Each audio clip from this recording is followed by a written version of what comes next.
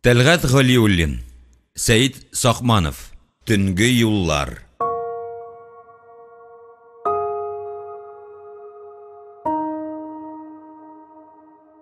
Он 19-нчы бүлек.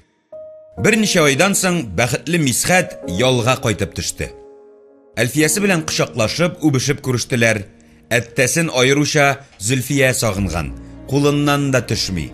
Кызына эчке һәм тышкы киемнәр, Әлфиягә кан басымын тиешле ноктада тота торган кул сәгате, тәмле томлы әйберләр алып кайткан.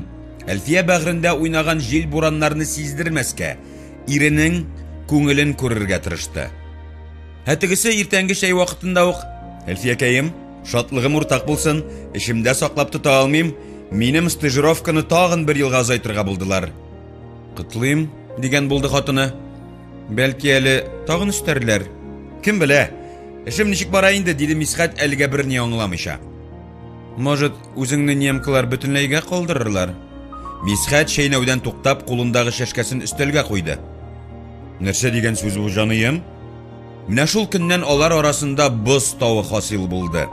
Зирәклеге белән шайтанны, гүзәллеге белән фәрештәне хәтерләткән, Мисхәтне акылдан язарлык дәрәҗәдә яраттырган, сокландырган Әлфиягә әллә нәрсә булган.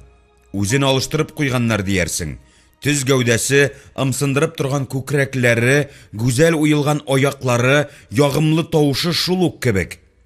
Әмма чынлыкта аның каршында тышкы рәвеше генә сакланган үзгә ханым басып тора иде. "Нәрсә булды, матурым?" диюгә, "Мәхәббәтем узып бара торгандыр мөгаен" кебек сүзләр белән кытыла торган булды Әлфия. "Күпме ялгыз яшәп, кешене рәсеме буенча гына яратып була икән.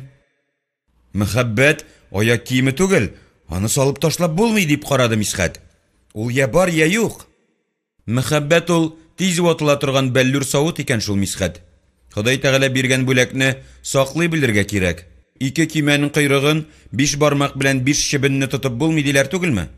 Яшьлегем поезда узып киткәнче, минем иремне янымда күрәсем, иркәләү татыйсым, затлы итеп киенәсем килә. Курыкмыйча талау, тартып алу, үй салу заманалары узарда китәр. Ә без синең кыйммәтле тарихи кәгазьләреңне кышып, ярык тагарак янында калырбыз." Мисхәт берни аңламыйча күзләрен уды, башын чайкады. Нәрсә булган аның сөеклесенә?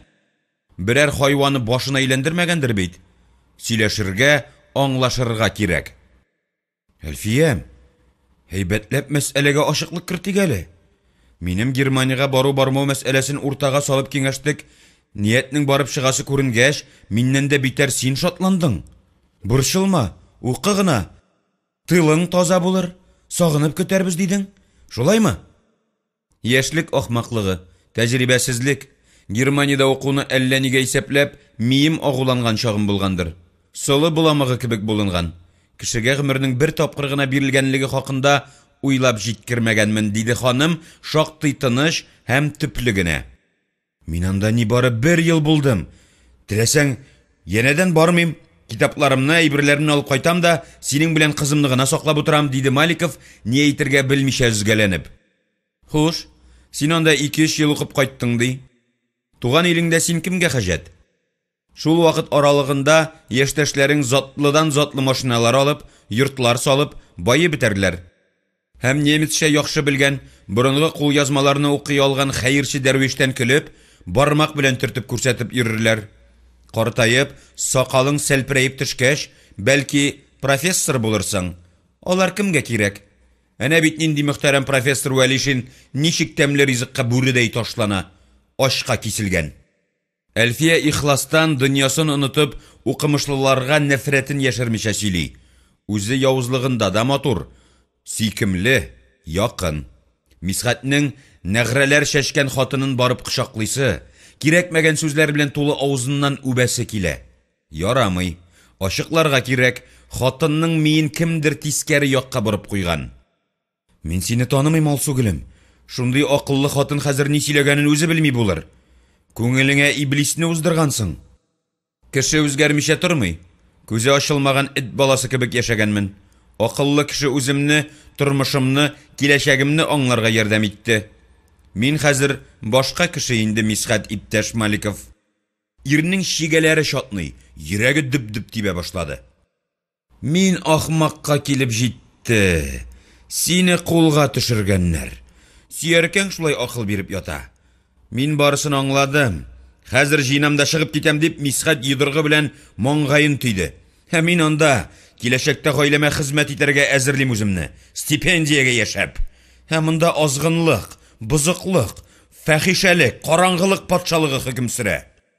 Әлфия ирнең ашу катыш ярсулы сүзләреннән куркып һәм чыгып китүен күз алдына китереп, миңа акыллы киңәшне бер хатын, ерак туганым, Хәдичә апа бирде. Күзләремне генә түгел, томана миемне ашып, җилләндереп китте. Мисхәт көтелмәгән хәбәрдән авызы зур итеп ачылганны да сизми калды. Кем? Хәдичә апа дисеңме? Туктале. Хәзер искә төшерәм. Күп сөйли торган, тулырак гәүдәле, табак битле, шөгендер яфрагыдай нечкә иренле, Түбән Камада тора. Кыршылык фабрикасында тавык карый. Шул апамы? Инде Әлфиянең авызына ачылырга чират җитте. Син минем апамны беләсеңме? Күптәнге һәм бик әшәке танышым. Каян беләсең аны? Ул бит күптән түгел безне табып, бер атналап торып китте. Һәр кичне мине яманлап, каршы кытыртып, катык туглагандыр әле. Чынында шулайрак булды шул, диде Әлфия кыска бер мизгел эчендә Хәдичә апасының сүз сөрешен, әңгәмәләренең мантыйкый юнәлешен күз алдыннан уздырып. Мисхәт бүлмә уртасында шат баганасыдай катып калган хатынын кышып алып, диванга янына утыртты. Һәм Хәдичә апаны ничек, ни рәвешле белүен бәян итеп бирде. Мин бу вакыйга турында сиңа кәефеңне начар якка бүрттермәс өчен сөйләмәгән.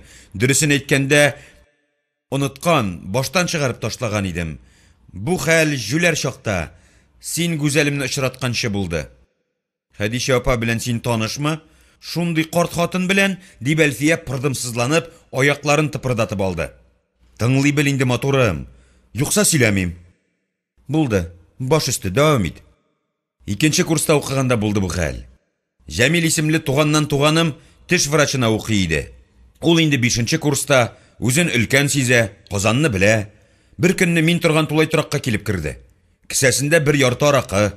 Салдык. Рәхәт булып китте. Минем эшчеләр тулай торагында мехкомбинат ягында таныш кызларым бар. Киттек шулар янына ди. Тагын бер яртыны киреп алдык та, шул якка юл тоттык. 5 катлы йорт. Җәмил абыйның танышлары 1нче катта ук торалар икән. Бүлмәдә 2 кыз. Берсе озын кара толымлы, нечкә билле, кичкенә авызлы, икенчесе башкортча түгәрәк йөзле, яшь булуына карамастан билсез, тулы бәдәнле кыз. Янәдән салдык. Бираздан Җәмил абый, сез ял итеп торыгыз, без чыгып киргәле дип, озын толымлы кыз белән каядыр чыгып югалды. Мин аракыдан изрәп китеп, якындагы буш караватка кием белән барып ятып, йокыга ук киткәнмен. Башкорт кызы да шәшәкле халаты белән аулак өйдәге кебек минем янга килеп сылашкан. Сезнең берәр нәрсә булдымы соң? Дип Әлфия түземсезләнеп бүлдерде. Юк, конечно. Мин бит шыр исерек. Янымда кем ятканын да белмәгәнмен. Бүлмәне Хрущев башыдай плафонлы лампа яктыртып тора. Берәр сәгать йоклаганмындыр. Үзәк үзгеш әшкелтем тавышка уянып киттем. Ятсызлар, сез монда нишләп ятасыз? Кем син бәдбәхет егет? Инсафлы иратның кулы тимәгән кызны әрәм иткәнсең. Абзаң шунда ук уянып айнып китте. Күземне ачып карасам, яныбызда кызыннан да ямсызрак хатын басып тора. Һәм төкрекләрен шәшә-шәшә безгә иң ямсыз сүзләрне сиптерә. Явызлыгын чыгарып, тойгы хисләрен түккәч, безне өстәл янына утыртты һәм тыныч кына үзгәрәк пластинканы әйләндерә башлады. Балалар, булган беткән, яман эшкә салават, иртәгә ЗАГСка барып гариза бирегез дә бергә яши башлагыз. Тұрып тұрырға урын табарбыз. Аннан күз күрер. Төшіп қалғаннардан тегел. Йөрәгем табаныма төште. Мине 18 яшьлек егетне, менә шул пышык борынлы, миннән өлкән кызга өйләндерергә, дөресе кияүгә бирергә ниятлиләр түгелме соң? Мин шунда гына хәлемнең мөшкиллеген, уеннан уймак чыкканын аңладым. Тырнак буе хата, беләк буе җафа дигәннәре шул буладыр инде. Ярый әле шул арада Җәмил абый килеп кереп, мине ул әшәке хатыннан йылып алды. Мин сиңа, Маликов, башка берәү белән яшәргә бирмәячәкмен. Исемем Хәдичә булмасын дип кычкырып калды.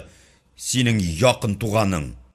Үзем йоклаганда кисәдән студент билетын алганнар. Гаризалар, аңлатмалар язып, дубликат юлладым. Бираздан безнең хәлләрне күпертеп, арттырып язган хат деканатка килеп төште. Тагын аңлатмалар биреп, шиләнеп биттем. Ярыялы комсомол ул вакытта тешсез арыслан хәленә килгән иде. Зарар ясый алмады. Бу оешманың көчле чагы булса, баш биткән иде. Инде бу вакыйга онытылган дип уйлаган идем. Шәүлә кебек һаман арттан сирәлеп килә икән. Менә шундый ул синең якын туганың, дип сүзен тәмамлады Мисхәт. Әлфия мотор куллары белән битен каплап, бик озак эндәшмичә утырды. Я Худам, ни өчен безгә шундый сынаулар җибәрәсең? Агу хәтәр, агудан гайбәт хәтәррәк икән. Шигән хатыны миңа бер явызы сезнең гаиләне пранзаран китерергә тырышачак дигән иде. Шул зәхмәт килеп җиткән икән. Гафу ит, Мисхәтем. Тормыш тоташ сораулардан, сынаулардан тора шул. Мәхәббәт өчен көрәшә, аны саклый белергә кирәк икән, Әлфиякәем, дип тәмамлады сүзен хуҗа кеше. Барысы да яман төш булып калсын, онытылсын. Мин риза, Мисхәтем, диде Әлфия, сылу гәүдәсе белән иренә сыланып. Кеше тәкъдирендә ниләр язылганын алдан белә алмый шул. Язмыш исә башка эше булмагандай адәм балаларын сынап кына тора.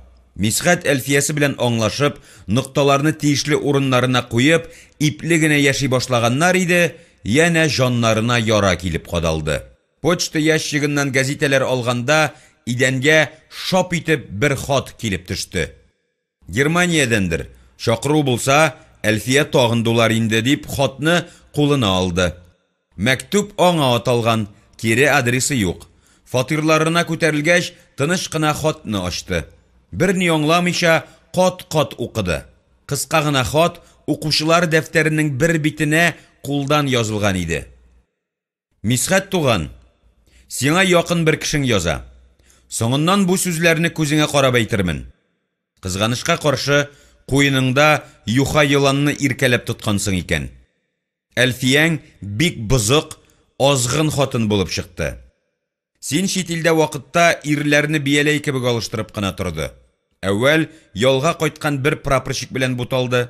Аннан үзен һәр кичне диярлек мотор машина белән алып китә торган булдылар. Кызыңны балалар бакчасында онытып калдырган көннәре булды диләр. Нарасы аңа мишат итә. Маңгайыңда бүртеп чыгачак мөгезләр икәү генә булмас.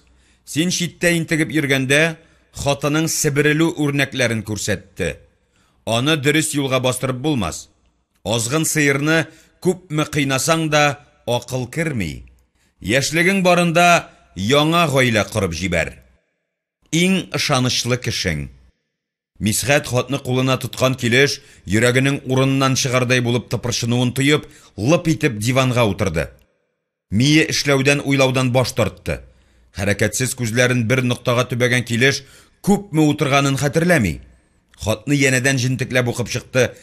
Менә ни өчен Әлфия шулай кыйлана икән. Үзенең азгынлыгын яшерү өчен Мисхәткә бәйләнеп маташкан икән. Күз алдында кара шәүләләр сикерде. Тирән кичерешләр тәэсирендә маңгайына салкын тир бәреп чыкты. Авыз кырыенда явыз елмаю хасил булды. Егет чагында артык җибәр хатынга ышанырга ярамый. Әлфияне кыз чагында ук ирләр белән күргәләгәннәр дигәннәр иде. Игътибар итмәде, мәхәббәт кешене томаналандыра икән. Йомгакның эше килеп чыкты. Ул хатны өстәлгә җәелгән клеенка астына тыгып, үзе янә диванга утырды. Күпме вакыт узгандыр, Мисхәт хәтерләми. Үз ашкычы белән фатирын ачып, һаваны тәмле хушбуй исләре белән тутырып, Әлфия җилфер-җилфер килеп керде. Шишенде. Кулындагы сеткаларын аш-су бүлмәсенә куеп, ире янына килде. Әтисе, Зөлфияне алырга вакыт түгелме? Бүген синең чират, әйләнеп кайт инде. Бавыр алдым, хәзер шуны әзерлим. Сорауларына җавап алмагач, кара янып, үзен кая куярга белми утырган ире ягына күз салды. Нәрсә булды сиңа? Чирләп киттеңме әллә? Төсең биткән дип сөйләнә-сөйләнә, Мисхәт янына утырып, аны кочагына алырга омтылды. Ир, корт чаккандай сикереп торып, Әлфияне тупас рәвештә төртеп җибәрде. Клеенкасын кара. Минем чирнең ни икәнен белерсең, хыятсыз себерке. Күңеленә шом төшкән Әлфия кабалана төсле клеенканы күтәрде. Хатны алып укый башлады. Барысын аңладыңмы, татар маржасы? Әллә тәрҗемә итеп биримме? Кыен мизгелләрдә адәм баласының мие өстәмә көч белән тулыландырыла. Аңлаешсыз сүзләрнең мәгънәсе ачыла. Барлык җөмләләрне аңламаса да, Әлфия хатның үзенә каршы юнәлтелгән гомуми юнәлешен тыйымлап алды. Мәктүпне тоткан килеш матур куллары белән битен каплады. Мисхәт, бу яла, монда язылганнарның берсе дә дөрес түгел. Утсыз төтен чыкмас диләр. Синең миңа бәйләнүләрең, капризларың үзеңне аклау өчен кирәк булган икән, дип сөйләнә, Мисхәт хатыны өстенә китте. Шундый тыныч, сабыр кешене дә көнчелек шыгырыннан чыгара ала икән. Хатын өстәлнең икенче башына йөгереп чыкты. Мисхәтем, тилерме? Хәзер барысын аңлатам. Моны минем туганым Хәдичә апа оештырган. Ышанмыйм, диде Мисхәт яраткан хатынының сүзләренә үзенең үлепләр ышанасы килгән тавышы белән. Мин аның язуын, кулын таныдым, Мисхәтем. Хәзер исбат итәм. Әлфия ашыга ялтыравык кара сумкасын өстәлгә бушата башлады. Хатын кыз сумкасына нәрсә генә сыймый. Исең акылың китәрлек. 1001 вак-төяк дигән кибетләрең бер якта торсын.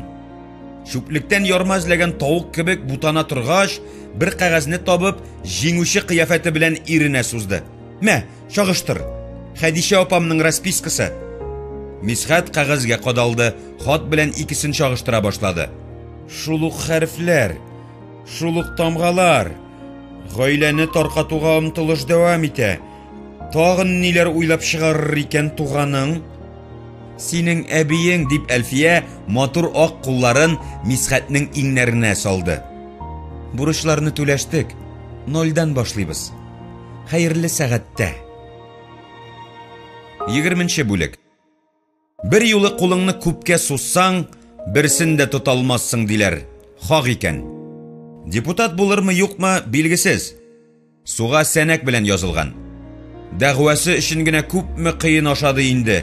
Алда ни көтәсен Аллаһ Тәгалә генә белә. Әүвәл аңа яхшылык теләп, гаризасын алырга үгетләп шактый әңгәмә алып бардылар. Насихәтнең бер кәррә файдасы тимәгәч, Сәйид Сахманов халык депутаты булу теләгеннән кире кайтмагач, янау, куркыту, кысу алымнарын эшкә җигә, тырнак астыннан кер эзли башладылар. Сәбәбе ул теге исемлеккә кермәгән, сыналмаган, тәртәгә тибүе бар. Сизенәләр, максатына ирешкән тәкъдирдә Сахманов мөстәкыйльлеген сакларга, сайлаучыларның инәбәтен акларга тырышачак. Һәр хәлдә берәү кулында да уенчык булмаячак. Терсәкләрен тырпайта, халкына яхшылык кылырга омтылачак. Халкы шундый. Көчле шәхеснең салмак, үз агышлы тормышы белән чәчәкләр үстереп, күршеләренең озын телле гайбәт сагызын колагына сеңдереп, озак яши алмавы мәгълүм. Ул вакытлыча хәл җыеп, сикереш ясар өчен көч туплап чигенеп торырга мөмкин. Әмма форсат илмаю белән аның күңел түрендә пыскып янган күмерләр ут чыгара, дөрләп ялкын күтәрелә. Депутат була калса, Сәйитнең гамәлгә ашырасы хыяллары күп. Үзенә берни кирәкми.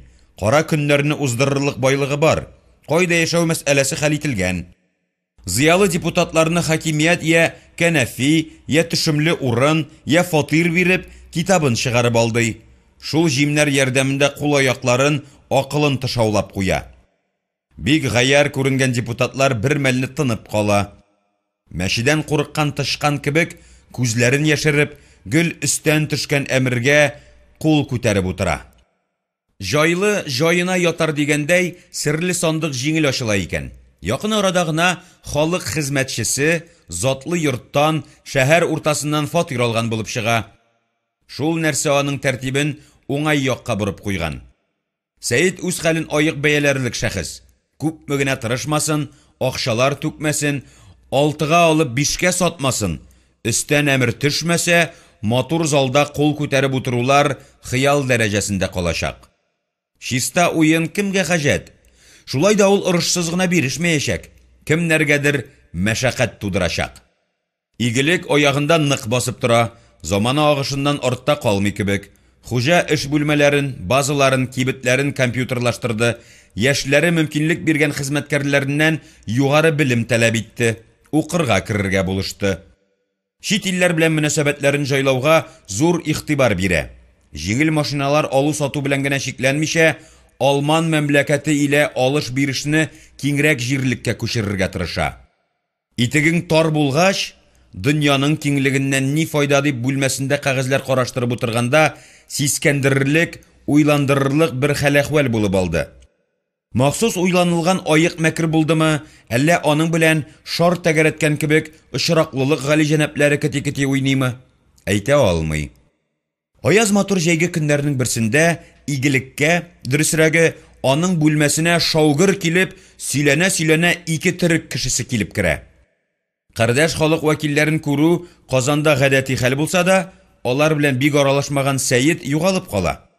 Үз-үзен тотышына, хәрәкәтчәнлегенә, кулларын бутый-бутый, ил, халык, милләт кебек олы төшенчәләрне кыстырып сөйләвенә караганда, җитәкчеләре булырга тиешлесе үзен Төркмән Пулат дип тәкъдим итә.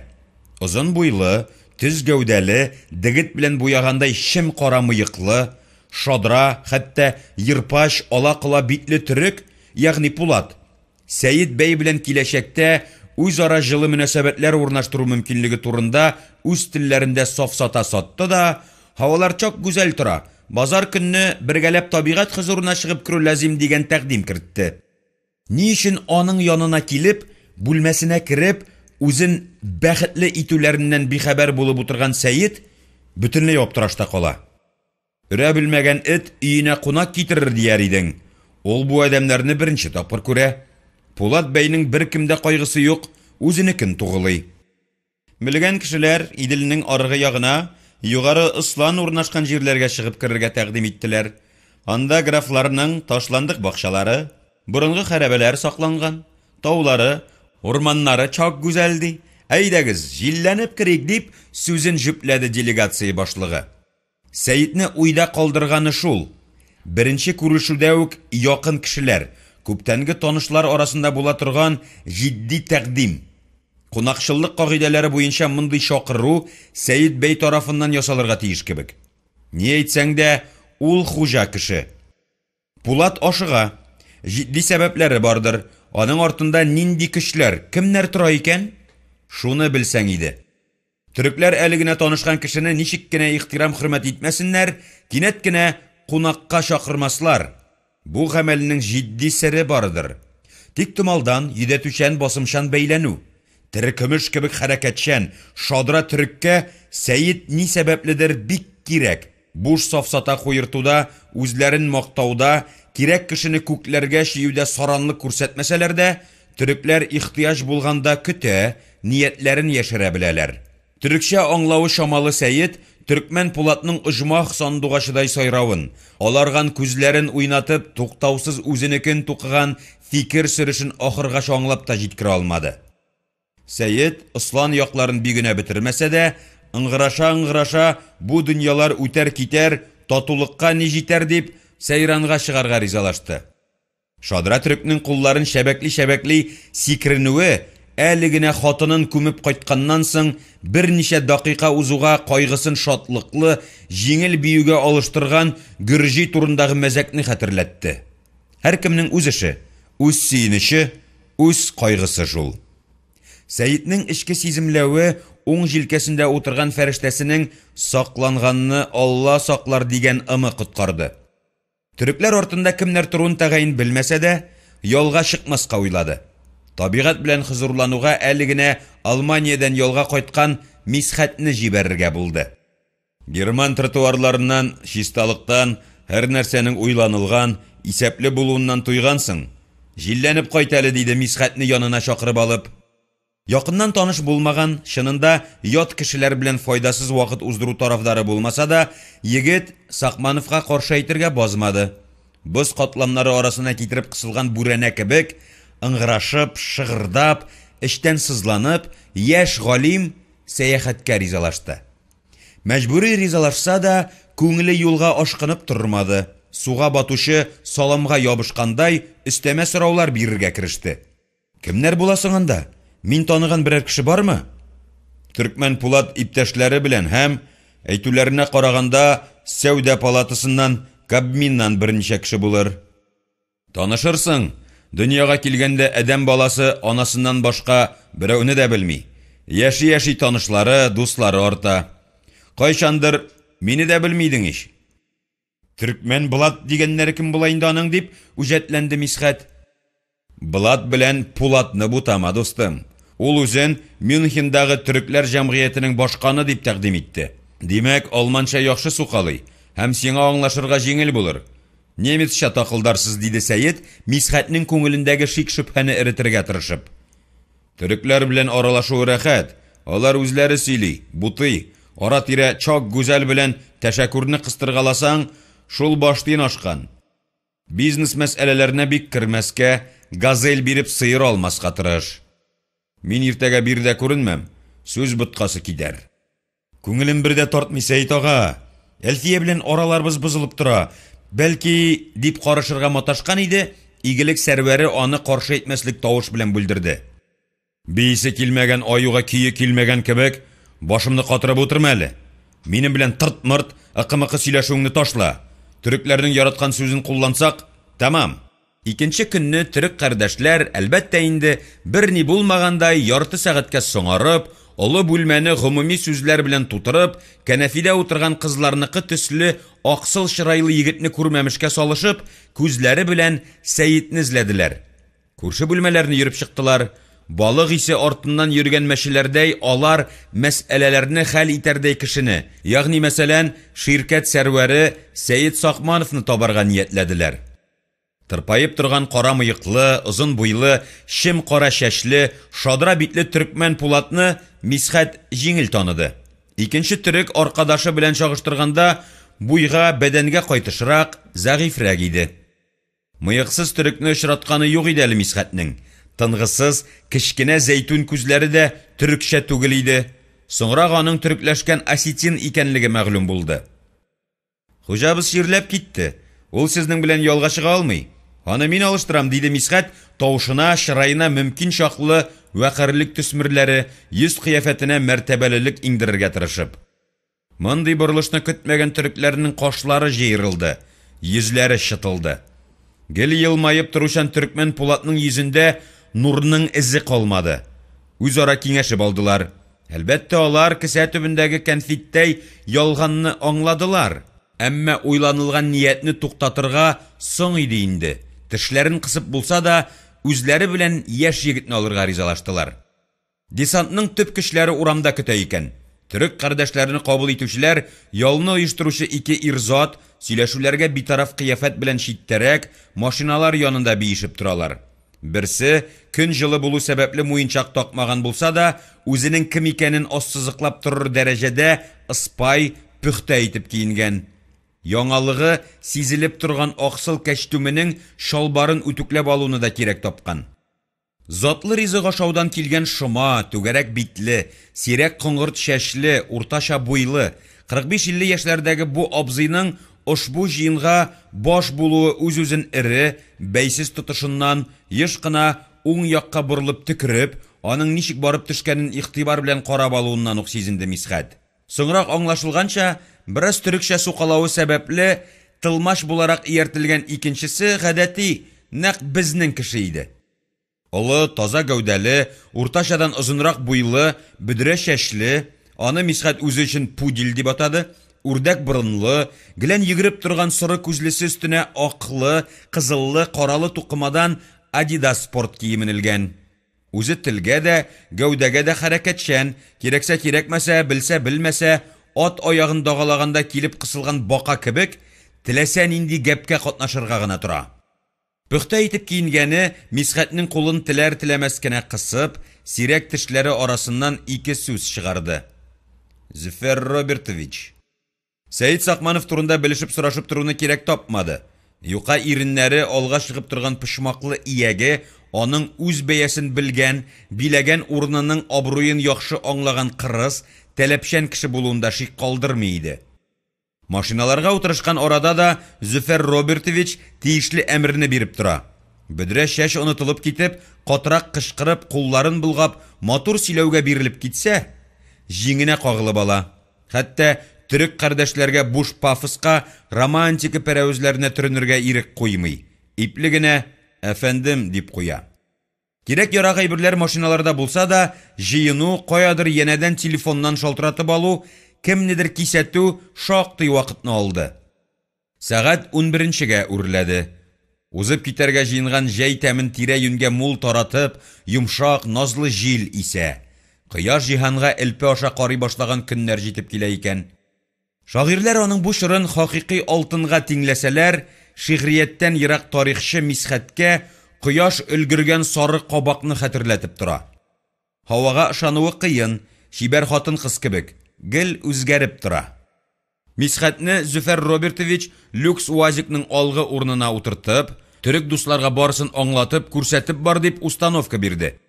Ике төрек исә артка кунаклап, күптән күрешмәгән жан дуслардай, шыпшыклар төсле шырык-шырык сөйләшүләрен белделәр. Төрекләр өчәү булып чыкты. Олы гәүдәле, зур башлы, күзләре ничектер алгарак чыгып торган, мул мыеклы, юл киемнәреннән соңарып, шабыр тиргә батып килеп кергән төрекне үзләре белән алып, хуҗалар чит ил машинасына төялделәр.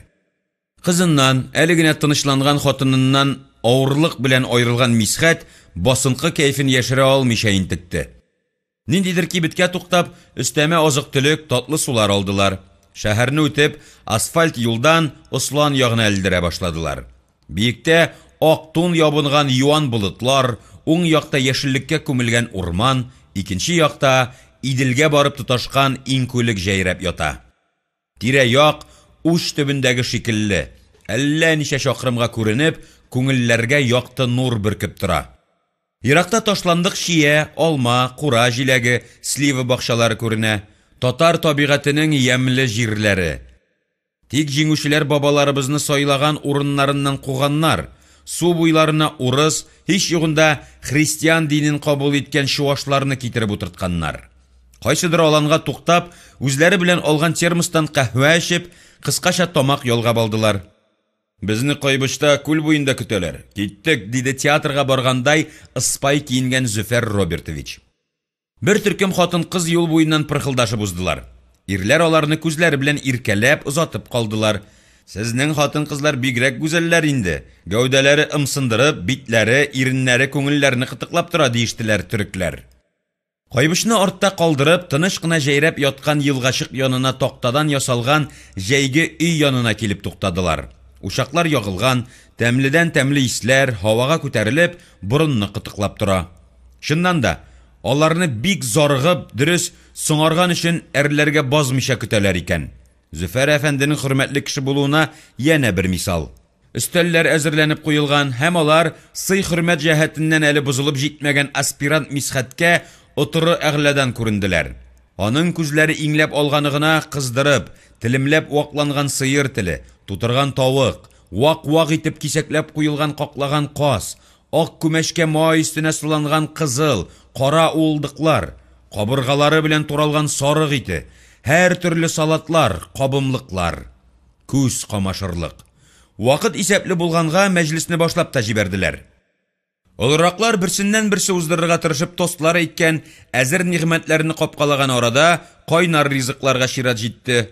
Төрлечә әзерләнгән балык, шулпа, шашлык, кыздырылган баклажан, тутырма, барысы да даими рәвештә үз тәлинкәләре белән өстәлдә урын ала торды. Кабул итүче хуҗа кеше ак күлмәгенең җиңнәрен терсәккәчә сызганып куйган, кара шалбардан шактый таза, әмма килешле гәүдәле, калку яңаклы, кечкенә кара күзле адәм кунакларны аягүрә басып сыйлады. Берәм-берәм һәммәсенә сүз биреп барды. Буш вакытны үзе төрле мәзәк, булган хәлләрне искә алу белән тутырып, кунакларның күңелләрен ләззәтләндерә торды. Булат бердәмлек, төрки халыклар арасында урнашырга тиешле дуслык, үзара якынлык турында бәян иткәндә, тавышын сыкландыргыч дәрәҗәдә тетрәндереп җибәрә. Ышандыру көчен сүз басымнары белән көчәйтә. Төрек әсичин аңа гашыйкмы, әллә саклыймы, күзен алмый утыра. Башканының илһамланып нутык тоталуына бихуш икәнлеге күренеп тора. Нутыкчылар Сәйит Сакмановның үзләре арасында була алмауына кат-кат үкенеч белдерделәр. Пинжәген салып, шигә элеп куеп, үзен хуҗаларча тоткан Зөфәр Робертович төрекләргә һәм кабул итүчегә мөрәҗәгать итеп: "Без Сәйд Яруллович белән күптәнге танышлар. Ялга мин дә чыгасын белсә, ул обязательно килгән булыр иде. Ширләп китүе кызганыч, әмма ул үзенә алмашка яшьләрне әзерли икән. Аңа сүз бирик." Фикер әйттермичә калмаслар дип, Мисхәт күңеленнән ни әйтәсен барлабрак, уйланыбрак утырган иде. Төрек-татар дуслыгы, хуҗаның исәнлеге, табында утыручыларның бәхете, иминлеге турында сүз булды. Табигать хозурлыгы, шул гүзәллекне уртаклаша алмаган дуслар, фикердәшләр өчен шәркәләр күтәрелде. Мисхәт әүвәл үзе белән якыннанрак таныштырып үтеп, Алманиядә ни нәрсә белән шөгыльләнүе турында искәртеп, беренче чиратта Әлфиясен истә тотып, гүзәллек алиһәләре хатын-кызлар өчен эчеп куярга тәкъдим кертте. Шактый кызмача ирләр күңеленә тост бик хуш килде. Зәйтүн күзле, мыйыксыз төрек осетины коньяк ярата икән. Башкалары аракыга өстенлек бирделәр. Төрекләр дә, безнекеләр дә ашыкмыйлар, рәхәтләнеп утыра бирәләр. Мисхәт кенә мондый озын-озак мәҗлесләргә өйрәнмәгән. Аңа вакыт бик акрын кыймылдагандай тоела. Берничә сәгатьтән соң урамга чыксалар, дөньяны алыштырып куйганнар диярсең. Әле генә масаеп утырган кояшны кара сарык көтүдәй берсен-берсе куа килгән болытлар каплаган. Күк күз яшьләрен агыза башлаган. Әйтерсеңлә яңгыр җебе күк белән җир арасында арадашчы. Табигатьтәге мондый кинәт үзгәреш Мисхәткә шомлы фал тоелды. Ләкин булачак фаҗигале хәлләрне ул әле күз алдына китерә алмады. Озаклап кочаклашып, яңакларны ялый-ялый саубуллашканнан соң кайту ягына юл тоттылар. Ишәү килгән УАЗикта Мисхәт бер үзе булып чыкты. Асфальт суык тидергән бала бурны кебек мышык-мышык килеп тора. Шофер егет, хуҗалар күрмәгәндә тамак йомшартып алган бугай, бик җиңел кузгалып китеп, борылмалы асфальтка алып чыгып, җилдертә башлады. Күренеп тора, юллар аңа таныш, беренче сәяхәте генә түгелдер бу якларга. Ашаудан һәм хәмер тәмләүдән Мисхәт тә изрәп, рәхәтләнеп бара. Ослан тауына күтәрелә башладылар. Зәңгәр күккә барып тоташкан Урал, алып таулары белән ярыша алмаса да, үзенә күрә шактый гына калкулык. Тыныч кына хәрәкәт итәләр. Шул мәлдә УАЗикта утыручыларга аңлашылмый калган бер вакыйга булып алды. Кинәт килеп чыгып, тау менә башлаган йөк төягән машина кискен туктап калды. Һәм таудан арты белән аска таба тәгәри башлады. УАЗик йөртүчесе берни сизмичә, әллә йокымсырап барган инде шунда, омтылышлы алга хәрәкәтен дәвам иттерде. Мисхәтләр машинасы бара барышка, артка шуышкан йөк машинасының торбалар төялгән өлешенә барып керде. Гүрст иткән тавыш ишетелде. Сул яктан алар машинасына тагын берсе килеп бәрелде. Кыен вакытларда адәм баласы бик тиз үзен кулга ала. Мисхәт утырган машинаның йөртүчесе рулен аз гына сулга алырга өлгерде. Шуңа торба Мисхәт ягындагы тәрәзәне ватып, карак кебек эшкә керде. Машина астында җир тетрәнеп, биеп алгандай булды. Пыяла шыңлавы, тимер шыңгырдавы, тавышлар, сүгенүләр ишетелде. Йөртүчеләр аңга килеп, машиналарын тормозга салып өлгерделәр. Шомлы тынлык урнашты. Мисхәт башына ниндидер каты бер нәрсәнең килеп бәрелгәнен тоеп калды. Күз ачып йомган арада гына аңын югалтып алды. Кулын күтәреп, битен, маңгайын, башын капшады. Юеш җылылык тойды. Килеп җиткән төрекләрнең шаулашуына, йөртүченең син исәнме дип хәл-әхвәл соравына җавап бирмичә, өстәге көзгегә карады. Анысы ничектер сакланган, урынында эленеп тора. Утыры куркып китте. Сул күзенең каш өстен маңгай башланып киткән урынны тимер торбамы, әллә ватылган машина пыяласымы киң итеп ярып төшергән. Тиресе әле генә суелып туный башлаган сарыкныкы төсле аска салынып, Әстерхан шикләүгә сыярлык кызыл тишектән бушлык күренеп тора. Маңгай сөяге асты бөтенләй буш икән дигән уй үтте Мисхәтнең башыннан. Аннан соң курку хисе, исән калдым дигән шатлык тойгысы, соңрак авырту, әрнү килде. Башы тимер кыршау кидергәндәй шатнады. Бер дә барасы килмәгән иде. Нишләмәк кирәк? Һәр адәм баласы үз язмыш балдагы аша үтәргә тиеш шул. Әле ярый үзебезнең егеткә эләккән. Төрекләр белән ул бу була калса, нишләр идек диештеләр безнекеләр. Матур костюм кигәне хуҗа дигәннәре йөртүчене битәрләп атты. Син Азат, кая карап барасың? Егет нәрәмитә язгансың бит. Мин нишли алайдым? Турбалар тиегән КамАЗ машинасы тау менгәндә туктап калды. Оннан артка таба шуышып китте. Әлбәттә, бәрелүне үз ягына күчерә ала иде Азат. Йоклап яткан аю кебек кинәт уянып киткән аң үлемнән, физик җәрәхәттән курку хисе машина идарәсен кулында тоткан кешене коткара. Ул иң куркыныч урынга, хәтәр төшкә, интуициягә буйсынып, үзеңне саклау инстинкты белән янында я артында утырган кешене китереп тыга. Еш кына машинада утыручылар һәлак була, җәрәхәт ала, ә шофер сау-сәламәт кала. Бу очрак гомуми чыгармадан искәрмә булмады. Берәүнең дә кем өчендер үләсе килми лабаса. Шул арада милиция машинасы килеп җитте, тикшерүләр башланды. Кемдер Мисхәтнең кайрылган баш тирисен күтәребрәк сөлге белән тарттырып бәйләп куйды. Канга баткан егетне икенче җиңел машинага утыртып, Казанга элдерттеләр. Ярасы тирән, куркыныч булмаса да, барыбер баш, ми тирәсе аяк сангына түгел, мәшәкате шактый чыкты. Ял көне булу сәбәпле, хастаханәдә үткән ел гына медицина институтын тәмамлаган хирург кизүдә иде. Мисхәтнең үтенечен искә алып, кашны кырмыйча гына тирене тегеп бәйләп куйды. Өенә Әлфиясе янына кайтарып куйдылар. Бер файдасы тиде. Вак-төяк үпкәләр, аңлашулар онытылды. Көтелмәгән хәлләр кешеләрне якынайтып, хисләрен тазартып җибәрә. Икенче көнне иртә белән Мисхәт Сәйит абыйсына шалтыратып, аны сөендерде. Егетләнеп кыршау марлисына кагылган иде, кан китте. Ашыгыч ярдәм машинасын чакыртып, янәдән хастаханә юлын шомартырга туры килде.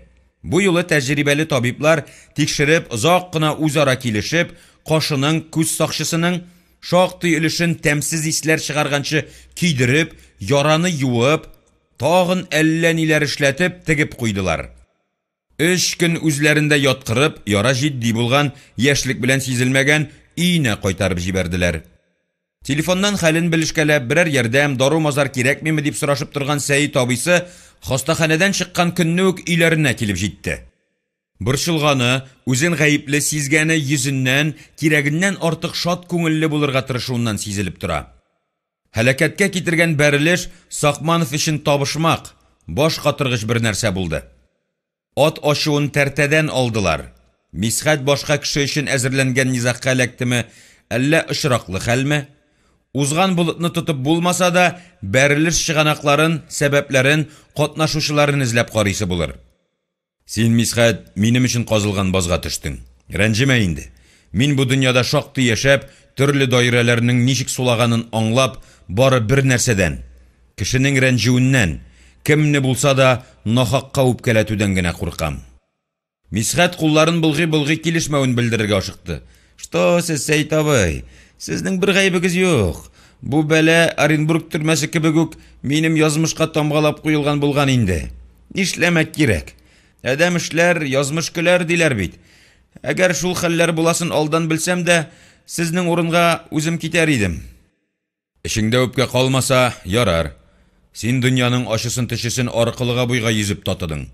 Үзең әйткәнне дә күрдең, менә монысы да. Хәзер син уттан чыгып суга сикергән, шуның өстенә грамоталы егет. Үзеңнән түбәнгә карап шөкер итеп, югарыга карап фикер алып, халкыңа хезмәт ит. Татарның чын тарихын язарга алын, азатлыгы өчен көрәш. Без булдыра алмаганны сезнең буын, һәр төрле коммунистик агулардан азат кавым тормышка ашырырга, курыкмыйча әйтик, яһүдләр, Балтика буе халыклары кебек цивилизацияле юл белән көрәшергә өйрәнегез. Күп сүз, шүп сүз дип еш кабатлаган, озын-озак сөйләүчеләрне яратмаган Сәйит кызык итеп шактый вакыт алган нутык тотып ташлады. Услан тауындагы машиналар бәрелешенең булырга тиеш һәлакәтнең күптәннән уйланылган бер гамәл икәнен ял итәргә яңа костюмын киеп чыккан Зөфәр Робертович турбалар төягән машинасы белән тау битендә көтеп торучы киллер шофер һәм тагын берничә кеше генә белә иде. Ак эт бәләсе кара эткә эләкте. Әмма анысы инде дәүләт кешеләре өчен вак-төяк йомышка иде. Ниндидер гаҗәеп бәрелеш. Һич аңлый алмыйм дип мыгырданды Сәйит, сөйләп арыгач, янәдән шул темага кайтып.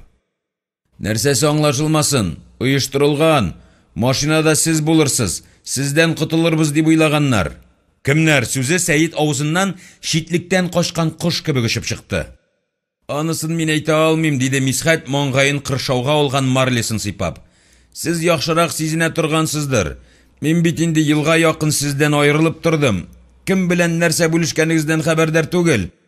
Вилсур Садыйков биреште бугай. Сезнең белән ярыша алмый. Вахапов юк.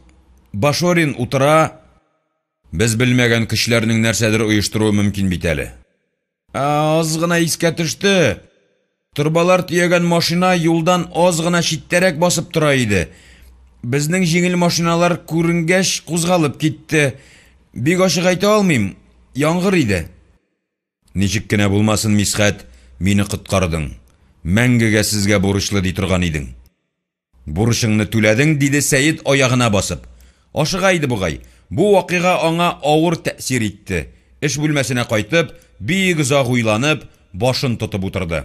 Шкафтан үрелеп ак матур шешәне алды, стаканга тутырып аракы салды. Һәм сыйыкчага бик озак карап торды. Шуны эчеп куйсаң, янына бер-икен истәсәң, тормыш ничек җиңеләеп китәр иде. Үткәннәрне искә аласың, ташлап киткән якыннарыңны сагынып, бер-ике тамчы яшь агызып куясың, һәм әшәке дөньяны, нашар кешеләрне эттән алып эткә саласың. Кара әле син аны, шайтаннарны тәмам китереп кыстылар. Сары урларга кереп, абзарда төрле яктан кораллы аучылар белән шылгап алынган бүре хәлендә калды түгелмесең, Сәйит абзагыз? Каты муенлы йырткыч булып, улыйсы гына. Гаярова Вахаповларны үтерүдә гаеплей, икенчесе депутатлыкка дәгъва итүдән баш тартырга димлей, өченчесе налогларыңны дөрес түләмәгәнсең ди, дүртенчесе авария оештыра. Хәер, соңгысы шул каһәр депутатлык белән бәйледер әле. Фәридә бик сәер юкка чыкты. Суга төшкән балта кебек. Юк, аракы гына җиңмәс аның хәсрәтләрен. Аттан төшеп, җәяүгә калуың бар. Ә хәзер Мисхәткә ярдәм итәргә, йомгакның ышын эзләп карарга кирәк. Эссез җинаят булмый. 21-нче бүлек. Берничә ел элек кенә үзен замана кендеге, Сахмановның җитди көндәше санап йөргән, шул уеннан ак булытка таянгандай гына булса да, таяныш тапкан, элеккеге комсомол узаманы Вилсур Садыйков төрмә бусагасын атлап кергән, һәм шунда төпләнгән дигән хәбәр бөтенләй үк ялган булмаса да, тулы дөреслекне чагылдырмый иде. Налог инспекциясе хезмәткәрен үтерүне оештырган дип, кат-кат хөкем оешмасына чакырып, риясыз егетнең теңкәсенә тигәннәр. Хәтта берничә көн үзләрендә тотканнар.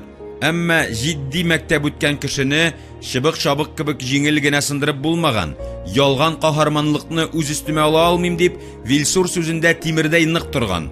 Һәм аны кирәк булсагыз чакыртырбыз дип чыгарып җибәргәннәр. Ялгыш хәбәр өчен Сәйит шымчысын шын-шынлап әрләде. Мин сезгә җил шәүләсеннән, балачак хатирәләреннән килгән гайбәт өчен түлим мәллә, егетләр, дип күңелендәге кара юшкын кыелганчы, яшькелт күзле, таза мускуллы, бөдрә чәчле егетен туйганчы сүз белән камчылады. Ялгышрак хәбәр булган шул, шеф. Гафу итегез. Әмма аның төрмәгә милиционер белән кирип киткәнен үзем күрдем, дип, шымчы күзләрен март аенда туйга әзерләнгән ата мәчедәй уйнатып, иреннәрен кысып. Икенче хәбәргә инде тулысынча ышанып була. Төрмәгә пропискага кирә алмаса да, ишетүемчә, белүемчә, аның эшләре бик хөрти. Сез аны җитди конкурентларыгыз исемлегеннән сызып ук ташлагыз, шеф. Сөйләүче Сәрвәрнең дәртле көлүеннән сискәнеп китте. Нигә көләсез? Дип сорарга җөрьәт итте шымчы. Минем аны бер кайчан да җитди көндәшем дип санаганым булмады. Исемлектән сызылу өчен анда кирергә кирәк, егетем, дип сүз тамамлаганга ишарә ясап, егеткә кискен рәвештә кулын сузды. Һәм өстәп куюны кирәк тапты. Мин Садыйковның икътисадта, сәясәттә, базар бүлешендә җитди кеше булганын хәтерләмим. Салпы колагыңа шул хәбәрне салып куй әле. Инде ишек янына килеп җиткәч, таза егет кыска бармакларын җавап эзләгәндәй чәч көлтәсенә батырып мыгырданды. Мин сезнең белән килешәм, шеф. Сәйитнең яраннары алдында балаларча кәпрәеп, хыял белән шынбарлык кисешкән далага чыгып керергә хакы бар иде. Соңгы айларда шәхси сиземләүне фәнни нигезгә куеп эш итү юлына басарга, очраклы, стихиячел алыш-бирештән баш тартып, эшен фәнни нигезгә куярга тырышты. Әлбәттә, кулыңда бюджет акчасы булмаганда, бизнесны киң күләмдә һәм тыныч алып бару кыен шөгыль. Анархия һәм законсызлык шырына бер чик куйласын аңлап, акрынлап идән асты бизнесыннан баш тартып, рәсмирәк эш, импорт-экспорт белән шөгыльләнүгә өстенлек бирә башлады. Ширкәткә югары кимәлле икътисадчылар, юристлар, хисапчылар алды. Бер ишесен бик югары түләү белән дәүләт структураларыннан чакырды. Кая нәрсә ятканны, кемгә ничек беләсен беләләр. Файдалы, кирәкле, информацияле урында утырганнарын ярты ставкага алды. Төп эшендәгедән 2-3 тапкыр артыграк түләп. Һәр тиен табышны раслаган кәгазь булырга тиеш. Налогларны вакытында түләргә дигән фикергә килде. Ярдәм акцияләрендә катнашты, беренче балалар бакчасына, элеккечә мәчеткә ярдәм итте. Баюның иң туры юлы бюджет акчасына оешкан берәр фондны кулга төшерү. Әйтик, билем фонды, иҗтимагый страховка фонды, эшсезләр белән шөгыльләнү фонды. Алар бит хөкүмәтне, халыкны тәмам уятсыз рәвештә, көпә-көндез күрәләтә, кышкыртып, атланып талыйлар. Ләкин андый отышлы, төшемле структураларга үтеп керү җиңел түгел иде. Депутатлыкка дәгъва мәсьәләсендә хөкүмәт белән бәхәскә кергән адәм буларак, тиешле кешеләр аның арба көпчәгенә аркылы күсәкне тыгып кына торалар. Әмма төп мәсьәләдә аның тумыштан килгән сиземләве алдамады. Тормыш тәҗрибәсе таяныч булды. Яңгырдан соң дәррәү күтәрелгән гөмбәләр кебек үсеп чыккан, акча салучыларга алтын таулар вәгъдә иткән шәхси банкларга, маңгайына хөкүмәтнеке дип язылганнарына да ышанмады. Акчасын салмады. Капкан сайын калжа булмас. Бар булганын эшкә, әйләнешкә кертергә. Һич югында йорт, кибет ише әйберләр сатып алырга тырышты. Аның излекле рәвештә алып барган сәясәте акланды. Тиз генә шәрп байырга омтылган, үзен ифрат акыллыга санаган Вилсур Садыйков серле банкларның рәшәт төсле вәгъдәләренә ышанып, зур процентлар турында хыялланып, агачы киселгән төп башына утыра. Бар булган акчасын, хәтта кибетләрен сатып, шуларга илтеп бирә. Бер хата икенчесен тартып чыгара. Якын санап йөргән дустыннан тегесе Израильгә китәргә ашыга, кәрәзле телефон ширкәтен сатып ала. Әлеге элемтәшелтәре әле эшли башламаган, Америкадан җиһазлар кайтырга тиеш. Алары өчен 7 миллион түлисе бар икән. Арадашчы булып шактый олы түрә катнаша. Шуларга тәмам ышанып, Вилсур тиешле сәмәннәрен күчерә. Җиһазлар килеп төшә. Әмма алар бик искергән, гамәлгә яраксыз, үзләрендә күптәннән шүплеккә чыгарып ташланган әйберләр булып чыгалар. Эш узгач, Садыйков элеккеге яһуди дусты һәм олы түрәкәй белән ахмак тәкә кебек сүзешеп карый. Нәтиҗә Вилсур файдасына бетми. Төп гаепленең инде изеннән җилләр искән. Олы кәнәфи хуҗасы аның уенча юкка ысылдап, гайбәт таратып йөри дип, Садыйков ширкәтен тикшерүгә милиция, прокуратура кешеләрен, иң явыз тикшерүчеләрен җибәрә. Законсыз акцияләре өчен ширкәт җитәкчесе судтан шак кына котылып кала. Шелтәрле телефон белән шәбәләнеп йөргән арада, хөкүмәт банклардагы акчаларның бәясен төшерә. Яңа реформа Вилсурны хәерчеләр рәтенә тәгәрәтә. Һавадагы торна турында хыялланып, кулдагы шыпчыкны ышкындыру шул була торгандыр инде. Дөнья бер алдын, бер артын күрсәтә шул. Әле күптән түгел генә Казан мафиясы гильдиясенә кергән, һәр хәлдә үзен алар белән бер дәрәҗәдә тотарга тырышкан Вилсур арбасының 4 тәгәрмәче 4 якка тәгәри. Әйтерсеңлә ярым шар рәвешендәге күк гөмбәзе өстенә ишелеп төшә. Һәр чак янында буталган шишәдәш әшнәләре, һәр сүзенә ләббәйкә җырлап, кул чабып утырган комсомол дуслары кара мунча сөрүменнән кашкандай яныннан таялар. Кыскасы, кыйммәтле кабымлыклар, кара, кызыл улдыклар, затлы француз шәрәпләре белән бизәлгән әгълә өстәлләр матур төш шикелле генә калалар. Вилсур үзе бик нык үзгәрә. Аның зурайып эшкә баткан күзләре, тартылып кергән яңаклары, сирәлеп атлаган адымнары буенча урман күгәрченедәй тамактан гөрли торган тавышлы элеккеге Вилсур Садыйковны тануы кыен иде. Җитлеккән Әстерхан карбызы кебек алга чыгып торган бүксәсе дә шиңә, кодрәтле шакта алынган затлы үз киемнәре кадак шигә эленгәндәй зурайып кала. Көпчәктәге тиен кебек бөтерелгән, йомры гыйбарәләрне уңга сулга чәчүдә саранлык күрсәтмәгән, урындыгында тыныч кына утыра алмаган, заманында Сакманов, Вахапов, Башорин кебек абруйлар күңеленә вәсвәсә корты сала алган Вильсурны битараф, куркак, шибен тавышыннан сискәнеп китә торган кия кебек төссез, иссез зат алыштыра. Күзләрендәге элеккеге шаян шаткыларны ниндидер киеренкелек, як-ягына каранып йөрү гадәте алыштыра. Теләсә нинди темада үз урынын тапкан, иң олы дәрәҗәле шәхесләргә шартлатып үз бәясен биргән, кешеләргә өстән, теш агартып караучан Садыйков үткәндә калган иде.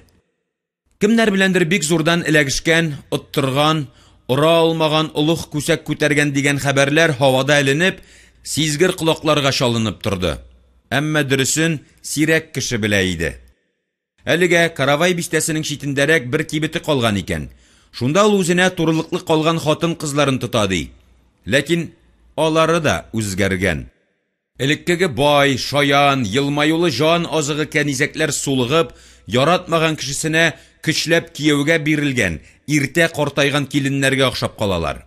Үзләренең кайчандыр көчле, ашык йөзле хуҗаларының шаларган төсенә, үзен тотышына карап, алар яшәү өчен көрәшнең авырлыгын, беркем белән санашмаганын сизенәләр. Вакыт-вакыт Вильсурның кибетенә сүзсез һәм акрын хәрәкәтле егетләр керә. Алар берни алмыйлар, карамыйлар, сатып алучыларны күзәтеп торалар да, кемдә күпме акча барын шамалыйлар. Берәрсенең янчыгы калынрак күренсә, кулларын кесәләренә тыгып, шәүләдәй аның артыннан иярәләр. Ешрак директор бүлмәсенә кереп китәләр һәм аннан канәгать йөз белән чыгалар. Чөнки шәүләләр килүгә Вильсур кассаларда булган акчаларны җыйдырта башлый. Аларны тәртипкә чакыра, уялта торган бер нинди көч табып булмый. Хөкем оешмаларына шалтыратудан файда юк. Бер тапкыр куркытырлар, үзләренә тиешлесен алырлар һәм икенче килмәсләр. Садыйковның кыдрәтле чоры, беренче саф мәхәббәт кебек гөрләп узып китте шул. Шулай да Вильсур бер иске гадәтен саклый. Шибәр хатын кыз күрсә, эшкә баткан күзләре уянып, жанланып, күчәрдән чыгардай булып балкый. Дәрт кергән иреннәре дер-дер калтырый башлый. Сырлар белән йыргаланган битенә мин синеке була алам дигәндәй төше елмаю җәйлә. Шалканны хәтерләткән башында сирәгәеп калган ак чәчләре үрә тора.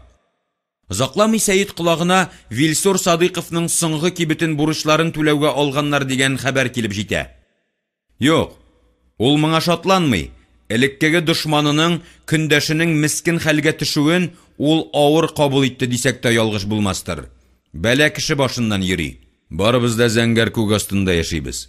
Иртәгә кем белән ни нәрсә буласын, Тәңребез үзе генә белә, ди ул яраннарына. Аңа ничектер ярдәм итәсе иде дигән уй башыннан уза. Әмма ул хакта шунда ук оныта. Яз быел бик йөгәнсезләнеп, дулап, тузынып килде. Кояш та түбәгә күтәрелеп, нурларын шәшеп, елмаеп утыра да, онытылган нияте исенә төшкәндәй, явызланып, кыздырып ала. Кешеләр җылырак киемнәрен салып, урамга чыккач, ашы җиле күтәрелә. Мине бу эшкә бутамагыз дигәндәй, кояш шадра болытлар арасына кереп югала. Табигатьнең сәерлекләрен аңлатып булмый. Җайлашырга гына кала дип, игелек сәрвәре бүлмәсендә эшләп утырганда, кизүдә торучы кыз керәкрешкә көтелмәгәнрәк хәбәр әйтеп сала. Вильсур Садыйков дигән кеше кертүне сорый. Корт чаккандай сискәнеп китеп, колакларын ашанмыйча, кем дип кабатлаганын сизми кала Сәйид. Әллә нинди сәер генә абзый, киемнәре бик чиста түгел. Вильсур Садыйков диде. Сәйид Ярулович мине яхшы белә, дуслар идек ди. Дус дип үртәлеп куйды игелек хуҗасы. Андый дуслар белән каберең якын булмасын диләрме әле? Үзе генәмисең? Башка кешеләр юкмы янында? Кыз юкны белдереп башын чайкады. Керсен. Сәйид ирексездән үз-үзеңне саклау гадәте буенча иң якындагы өстәл тартмасындагы пистолетын барлап әзерләп куйды. Акрын гына төнге авыр эштән кайткан кешедәй аякларын сирәп кергән затны күргәч, ул күзләренә ышанмыйчарак торды. Элеккеге тәкәббер, ире, пөхтә итеп киенгән, мут күзле явыз Вильсурдан бер ни сакланмаган. Шәчләре агарып кына калмыйча, коелып биткән диярлек. Күзләре кыйналган этнеке кебек мискен һәм өмсенеп, гафу үтенеп карыйлар. Тилемсә сантый бер кеше диярсең. Аягында йорт арасында кия торган йомшак, арзанлы туфлиләр, шактый киелгән. Үзенә зур джинсы шалбарына әллә яшел, әллә зәңгәр күлмәк кыстырылган. Кояш ашау сәбәпле төсен тәгаенләп булмый. Сәйид шакырылмаган кунакны үзенең ялтыравык эш өстәле янына куелган ике кәнәфинең берсенә утыртты. Бу мин, Вильсур Садыйков булам. Кешкә таныдың бугай. Мин үземне үземдә шак кына таныйм. Капшап кына, дип шакырылмаган кунак көлгәндә итте. Авызы ачылгач, элек теш утырган урыннарда кара нокталар гына күренде. Вәт, шулай, брат. Заманында җилкәгә җилкә терәп сугышырлык көндәшләр идек. Безнең белән дә шулай булыр микән дип үз уйларына бирелеп утырган Сәйид ниһаять телгә килде. Күрәм, элеккеге булган үткен усал егеттән бер ни калмаган дисәм дә үпкәләмәссең. Нәрсә булды соң, сөйлә.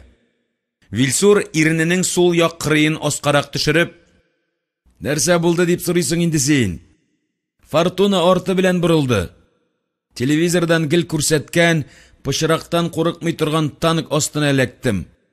Кибетләремнең яна торганнарын яндырдылар, ут алмаганнарын тармар иттеләр, ваттылар, җимерделәр.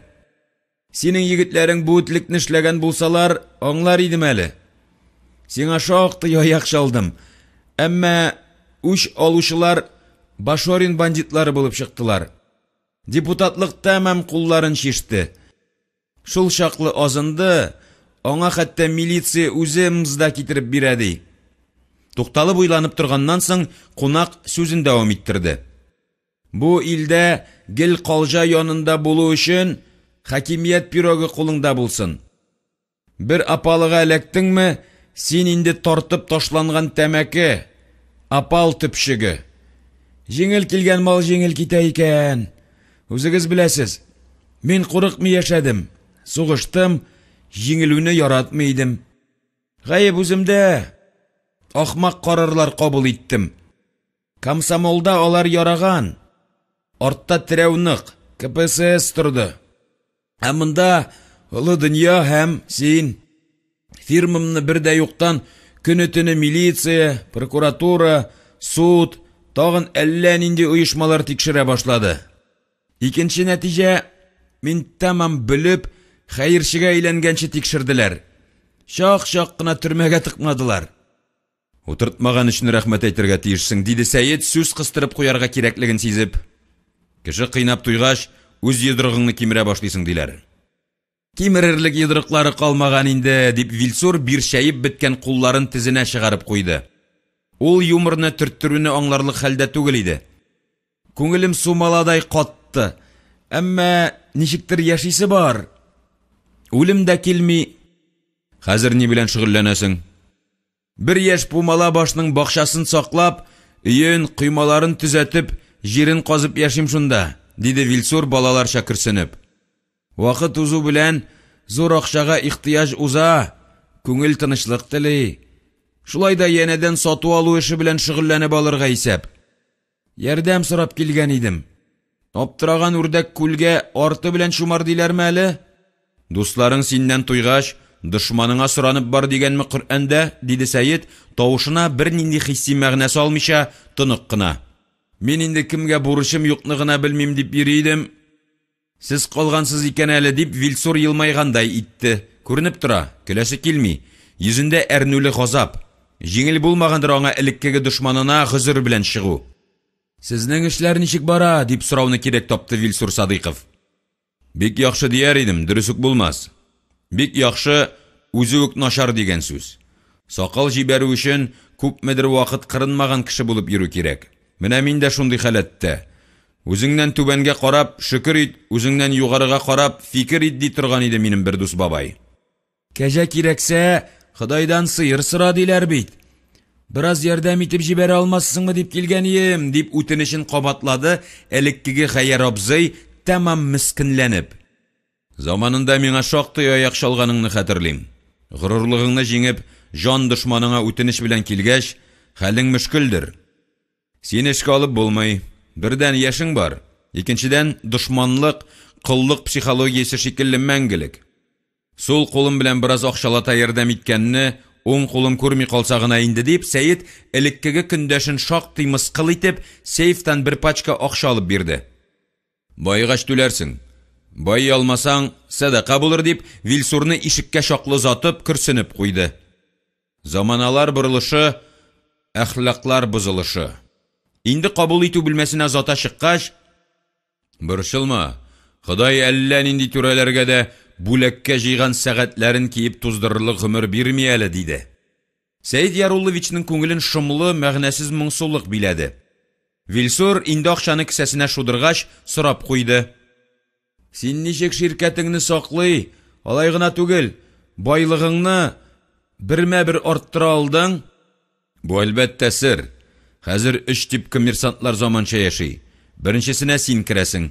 Элеккеге комсомол, партия җитәкчеләре, кулларында хакимиятне тоткан кешеләр арасында аларның дуслары, танышлары күп. Күрәсең син үз яныңа ялагайларны, тәлинкә тотучыларны гына җыйнап, чиновниклар арасындагы танышларың белән әшнәлегеңне югалткансың. Икенче төр, алар кышкыртып, уятсыз рәвештә талаучы бандитлар. Өченче тип, дип кысылырга ашыкты Вильсур, төкереген кишкә йотып җибәреп. Өченче типны чуваш дуслар әйтмешли, үсеппес дип беләбез. Ягъни алары ясалма рәвештә юлда кырылган киртә кыймаларны ватып, җимереп баручылар яисә авырлыкны әйләнеп үтә белүчеләр. Дөресе, шуңа сәләтлеләр. Син ул киртәләрне ничек әйләнеп үтәсең? Теләсә кайсы оешмада намуслы кешеләр була. Куллары юешләр бигрәк тә файдалы. Ул сиңа, син аңа. Шуларга таянып акрын-акрын гына алга үрмәлибез. Әлбәттә, безнең илдә бирүчедән алучы күбрәк. Ут сүндерүчеләр, санитар табиблар, милиция һәм башка шундый оешмалар белән дус яшәү, кулларын гел майлап туру лазым. Өрми торган эт кебек үзләре килеп тешләгәнче, аларның нәрсәгә бәйләнәсен алдан күреп, мәче кебек ис сизүче мыегыңны гел тырпайтып торырга туры килә. Сараннар 2 тапкыр артыграк түлиләр. Шуңар да хукук оешмасының якын арадагы теләк ниятен сиземләп, шарасын алдан күреп куярга кирәк. Сиземләү шаралары биниһая күп төрле. Биниһая кебек Вильсур аңламый торган сүзне куллануына шатланып, елмаеп куя. Ришвәт, ягъни взятка, үзе дә әтәч кикриге төсле шуар. Үзеңдә эшләүчеләргә ничек түлисең? Аларның хезмәт хакы дәүләт оешмаларында эшләүчеләрнекеннән кимендә 3 тапкыр артык булсын. Ни өчен? Ни өченме? Кашмасын, урламасын, Сакмановка эшләү файдасыз дип гайбәт таратмасын. Мине шат сайын мактап йөрсен өчен. Безнең халык барыбер урлый инде анысы, диде Вильсур кулын өметсезлек белән селтәп. Сәйид әңгәмәдәшен аңлап көлемсерәп куйды. Кирәкле урыннарда башкалардан бераз күбрәк хезмәт хакы алган шымчыларың булу кирәк. Аннан кешеләрең яхшы, чиста су эчәргә тиеш. Бүтін ширләр беләсеңме каян килә? Диде Сәйид имән бармагын өскә күтәреп һәм үзе үк җавап бирде. Нашар, пычрак су кулланганнан. Спорт заллары, мунчалар булдыруга карынланып торырга ярамый. Кыскасы, кеше үзенең кирәклеген, аның кайгыртучысы барлыгын тоеп яшәсен. Азык-төлек кибетләреңдә үз хезмәткәрләрең өчен арзанрак булырга тиеш. Зур кибетләрең, складларың, цехларың янында төрле-төрле агачлар, әйтик, Корея пихтылары, Сербия агачлары, Америка наратлары, Кытай давалау агачлары үсеп утырсын дип, элеккеге көндәше каршында мактанып алырга булды Сәйид. Синең капитализмың кеше йөзле булсын, кешегә хезмәт итсен. Үзеңдә эшләүчеләр турында ата-ана үз баласы хакында кайгырткандай уйлый белергә кирәктер. Шуңа күрә миннән читкә китүчеләр сирәк, урын бушаганны көтеп торучылар байтак. Сойлап алырга мөмкинлек бар дип тәмамлады сүзен бүлмә хуҗасы. Үзе сиңа бу киңәшләр кирәк булыр микән дигән уен куарга тырышты. Бу сөйләшү аның үзе өчен кирәк иде. Акча артыннан куып, кеше турында онытмый микән? Әгәр янәдән аякка бассам, нәкъ синеңчә яшәргә һәм эшләргә тырышырмын дип вәгъдә бирүне кирәк тапты Вильсур Садыйков. Үзе Сәйидне тыңлаган арада күрше өстәлдә бүлмә хуҗасының нәкъ каршында торган телевизордан күзен алмады. Анда кабул итү бүлмәсендә кемнәр утырганы һәм зур базаларда, кибетләрдә ниләр эшләнгәне чиратлашып күренеп тора. Кирәкмәгәнне кыйланырлык түгел, монысы менә Вильсур холкына бигрәк тә туры килер иде. Тик фәрештәләрнең амин дигән вакытына туры килмәс шул. Тышкы ишектән Вильсурны чыгарып җибәргәндә, Сәйид соңрак үзенә зур афәт китерәчәк хата эшләде. Барча адреслары күрсәтелгән, сирәк кешегә эләгә торган визиткасын бирде. Вильсур Садыйков килеп киткәнгә дә менә күпме вакыт узды. Бурышка бирелгән акчаның аңа артык файдасы тимәгән, карга баласы карга булып калган, соңгы запасын юкка барга туздырып бетергән ди. Яна ярдәм сорап килергә җөрьәт итмәс инде. Сәйид көндәлек мәшәкатьләр һәм әлбәттә инде Әнисә белән маугып, җәй җиткәнне, аны көз алыштырганны һәм тун киясе көннәрнең якынлашуын сизми дә калган. Шагыйрь әйтмешли, төнгә ак канат яктысы төште. Тулы ай калыкты. Иртән мендәрдән очып чыккан каз мамыгы кебек карыша, шактый салкынча көн. Сәйид кар бөртекләрен тотарга теләгәндәй кулларын сузды. Бармаклары арасыннан тоттырмыйча үттеләр кар бәпшикләре. Җил генә аларга юлдаш. Ай бөтенләй тулып, татар кызларының түгәрәк битләренә охшап киткән. Бөтен дөньясы салкынайды, усалланды, яшисе килми башлады. Менә шул ялгызлык хисен үзеңнән куасы иде. Булмый шул. Тынычланырга кирәк. Адәм баласының яшерен серләре ачылгач, ул яклаушысыз, гаҗиз сабый бала хәлендә кала. Аны теләсә кем рәнҗетә ала икән. Кылмаган гөнаһ гаипләрне аның өстенә исәләр, ул теләсә нинди явызлыкка, этлеккә барырга мөмкин. 22-нче бүлек. Нәселдән ата-бабадан килгән үҗәтлеге, татар дип аталган кавым вәкилләренә хас әрсезлеге, теләсә нинди кара эштән куркып тормавы, сизгерлеге, кайбер борылышларда зирәклеге белән Замир мөстәкыйль эш алып баруга сәләтле эшкуар дәрәҗәсенә күтәрелде. Машиналар ремонтлау белгечлеге буенча читтән торып укып, югары белем алды. Диплом эшне тишми, ашарга сорамый дип аклый бу гамәлен. Муйнына алтын быжыралар, кулына балдаклар тагып, Япон миллионерлары кебек куе зәңгәр Бостон костюмнар, кыйммәтле туннар киеп, күзгә шалынып йөрергә яратмый. Сырган фуфайка киеп, яшел акчаларны иң гади ясалма капчыкта йөртү, әмма башкаларга күрсәтмичә генә тәмле ашау, шыпырт кына Анталиядә җылынып кайту тарафдары. Көнчеләр әҗәткә акча сорарга яратучылар сафын арттырмау өчен заманалар авыр, хәерчелек басты, исәнлек тәлләкем түгел дип, җае чыкканда зарланып алырга ярата. Үзен кем кеше иткәнне, акчалы, табышлы юлга чыгарганны онытмый. Сәйид абысына рәхмәтле, соңгы кисәк ипиен аның белән бүлешергә әзер. Аңардан үрнәк алып, урыны вакыты белән аны кабатлап, хәтта остазының кайбер яраткан гыйбарәләрен эшкә җигеп, тормышын ярларына кайтып төшкән судай тыныч кына алып барырга тырыша.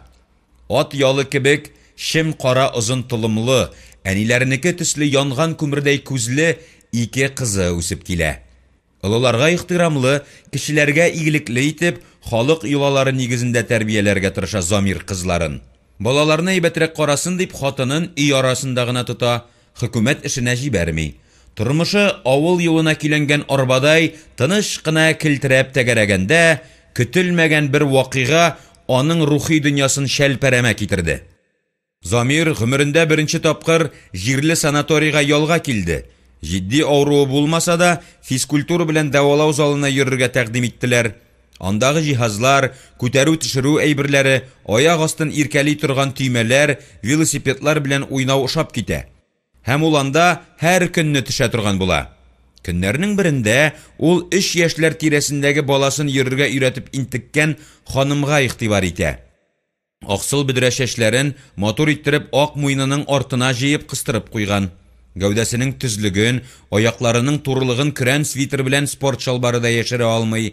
Киң ак маңгай һәм куе озын кирфекләре астында яшькелт күзләре мөлаем ялтырый. Ханым шул чаклы баласы белән мәшгуль ки, аңа башка кешеләр шул исәптән Замир да әллә бар, әллә юк. Ир аның каршынарак чыгып, күзенә шалынырга тырышып, мәтәлчекләр ата, тырыша-тырыша тимерләр күтәрә. Әмма баласы белән мавыккан ханым аның ягына күтәрелеп тә карамый. Замир бар кыюлыгын җыеп, "Балагызны ике яктан тотсак, бәлки әйбәтрәк йөреп китәр. Ирләр кулын көтә торгандыр. Кыз кеше бугай", диде. Ханым аңа күтәрелеп тә карамыйча, күптәнге танышына сүз каткандай тыныч, хәтта битараф тавыш белән, "Башка эшегез булмаса, тотыгыз кулын уң яктан", ди. Кыз бик теләп Замирга кичтеки кулын бирә. Тәпиләрен иркенрәк күтәргәндәй була. Ирнең тәҗрибә бар, ике кыз үстергән кеше. Сүз ара сүз китеп, танышып та алалар.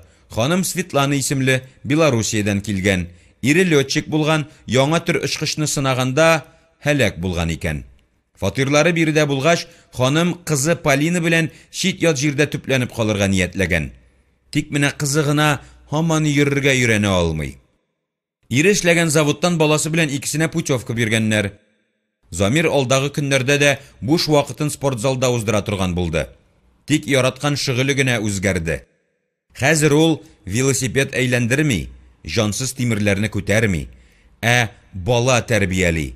Аны сөйләшергә, йөрергә өйрәтә. Ханым аңа көннән-көн ныграк ошый, рухына, җанына тирәнрәк үрмәли. Гомердә булмаган дәртләрен уята. Тырыш хезмәтнең нәтиҗәсе озак көттермәде. Замир өстәл кирәк яракларын әзерләгәч, яшел күзле ханымны өстәмә түләү исәбенә алынган аерым бүлмәсенә чакыра. Полинаны йоклатуга ханым 3нче катка менеп тә җитә. Стаканнарга шәрәпләр кыйгач, Замир авырлык белән инде күңеленнән ничә тапкырлар кабатлаган сүзләрен башлый.